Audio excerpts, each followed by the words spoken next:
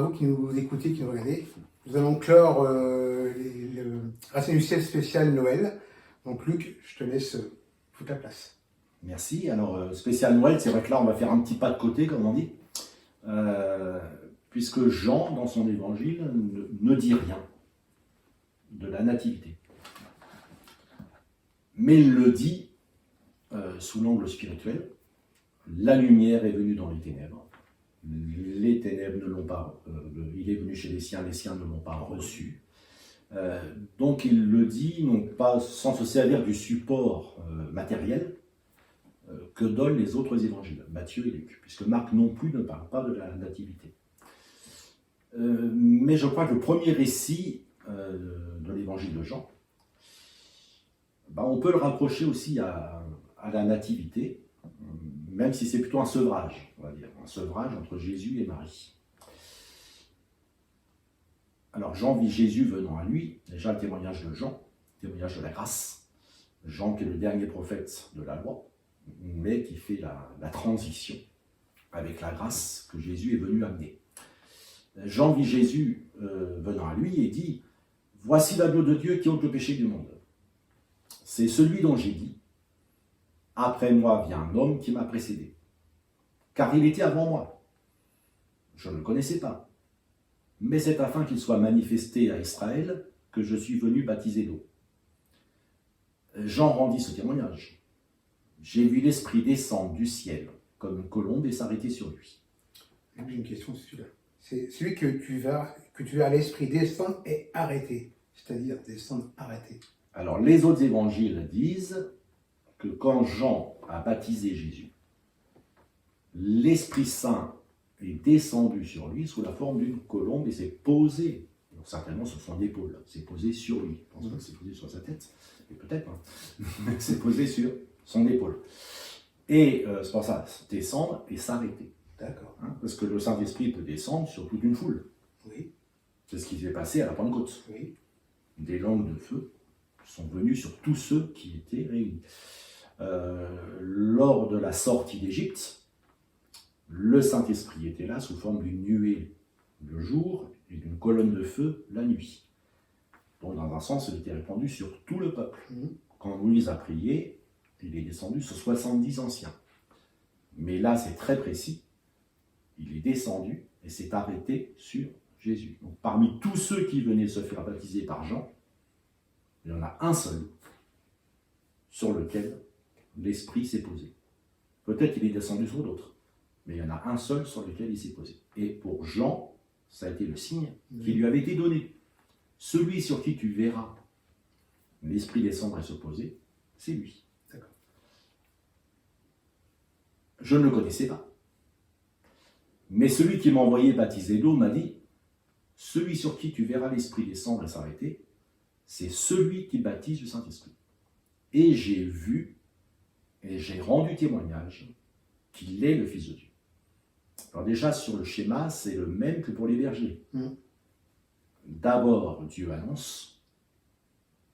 Ensuite, la personne témoigne que ce qu'elle voit est conforme à ce que Dieu lui a annoncé. Et là, Jean témoigne. Ce que Dieu m'a dit qui se produirait, c'est bien ce que j'ai vu se produire. Donc c'est mon témoignage. Et c'est un témoignage crédible. Alors bien sûr, certains pourraient dire, oui, mais Jean et Jésus sont de la même famille. C'est vrai, mais il y a un écart important de distance. Ils ne sont pas cousins, je crois. Vu qu'Élisabeth était très âgée quand Marie a été enceinte, peut-être que Jean était le grand-oncle de Jésus ou son oncle, mais sûrement pas son cousin, comme parfois on le dit. Oui, j'ai entendu plusieurs fois ça. Voilà. Et puis Jean-Baptiste, lui, est resté en Judée, alors que Joseph et Marie se sont établis en Galilée, c'est-à-dire au nord d'Israël. C'est pour ça que Jean peut dire sans mentir, même si dans le ventre de sa mère, il a connu Jésus, il a tressailli par le Saint-Esprit. Il ne le connaissait pas. Mais il ne le connaissait pas. Ils ne se sont jamais croisés. Donc il n'y a pas de... faut pas être surpris, pas de la même famille et ne pas se connaître. Tout à fait. Jésus ôte le péché du monde, c'est-à-dire ce qui est en trop. Et la grâce, un des aspects de la grâce, ça s'appelle le témoignage de la grâce. La grâce enlève ce qui est en trop. C'est-à-dire en trop. Le péché. D'accord. Le péché n'a pas sa place dans le monde. Pourtant, on est Oui, c'est sûr. envahi par le péché. Actuellement, il y a le Covid-19.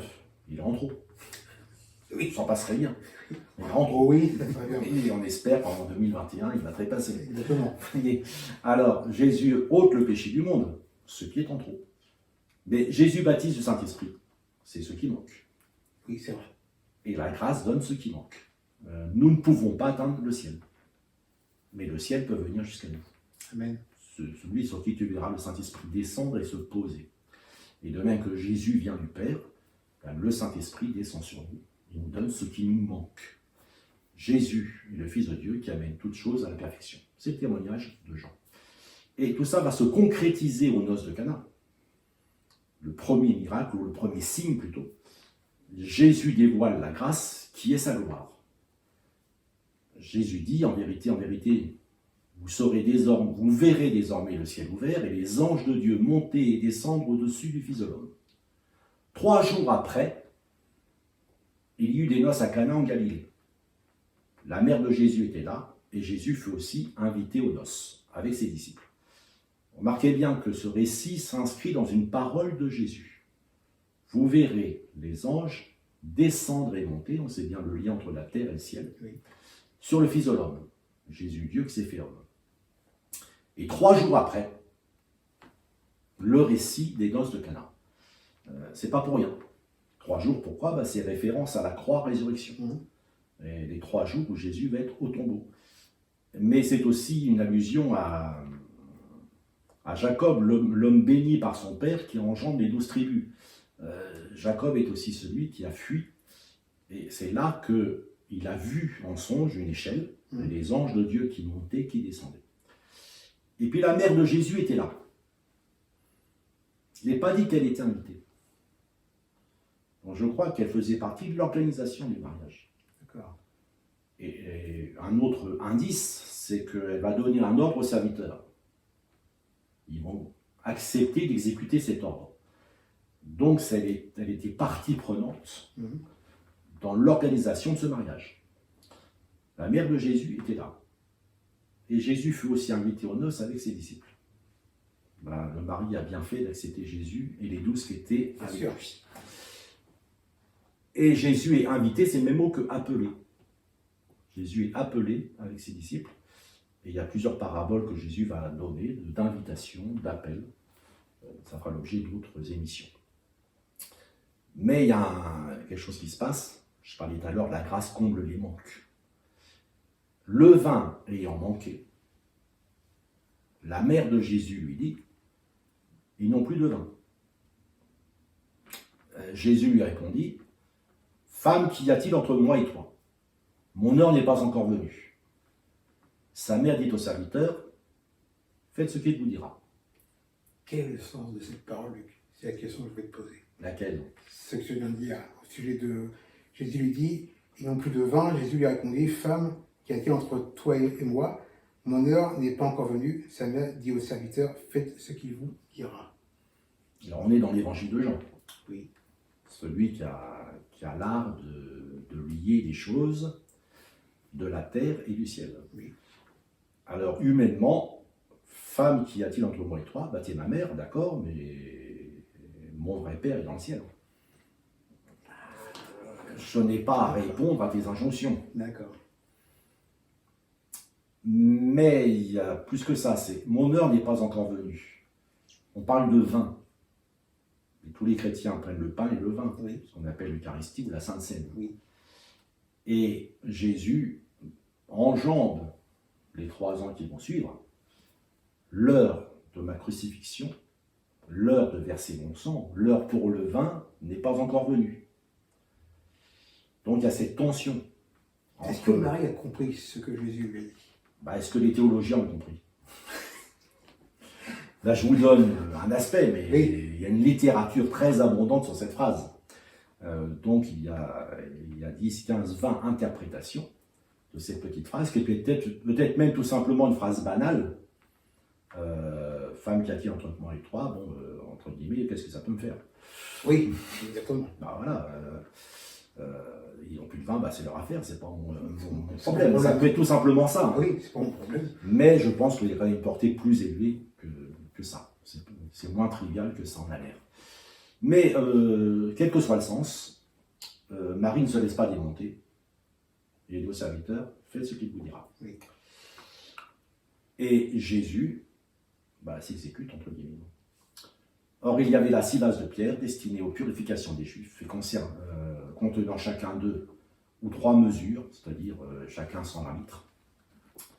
Jésus leur dit, remplissez d'eau ces vases. Ils les remplirent jusqu'au bord. Puisez maintenant, leur dit-il, et apportez-en à l'ordonnateur du repas. Et ils en apportèrent. Quand l'ordonnateur du repas goûtait l'eau changée en vin, ne sachant d'où venait ce vin, tandis que le serviteur qui avait puisé l'eau le savait bien, il appela l'époux et lui dit, tout homme sert d'abord le bon vin, et le moins bon après qu'on s'est enivré. Mais toi, tu as gardé le bon vin jusqu'à présent. Tel fut à Cana, en Galilée, le premier des signes que fit Jésus. Il manifesta sa gloire, et ses disciples crurent en lui. Luc, j'ai une question. L'eau change en vin. Ça veut dire quelque chose spirituellement. Et oui, c'est l'eau de la purification qu'impose la loi. Jésus la transforme dans le vin de la joie que donne le salut, de la purification des péchés. D'accord. Merci Luc.